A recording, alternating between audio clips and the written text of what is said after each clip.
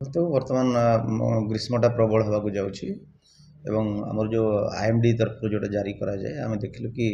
सोनपुर जिला सुवर्णपुर जिला भी रेड जोन भितर आसुची एवं खरा बहुत टाण हो सारा 42-43 डिग्री को गलानी आम ये खरा को आखि आगे रखिक आज आम 5 दिन 22 तारीख पर्यंत छुट्टी घोषणा करूँ एवं या परे देखा जदि खराटा चालू रहिबो कि कमिबो से अनुसार आम परवर्ती पदक्षेप नेबू एवं जोठी परीक्षा चलती जो स्कूल मानक कि कौन से अनुष्ठान रे हायर एजुकेशनल इंस्टीट्यूशन रे से परीक्षार निर्घंट को आम सकाल बेलिया फिक्स करने निर्देशनामा जारी कर सारी आम जहाँ सब व्यवस्था ग्रहण करने कथा इतिमध्य आम सब ग्रहण कर आरंभ कर दे सारी जिला प्रशासन तत्पर रही से आमर बैठक हो सारी प्रति जो आवश्यक छक गुड़ाक आम जल छतर कर व्यवस्था आरंभ कर दे सारे जीपी मान निर्देश दिया सारी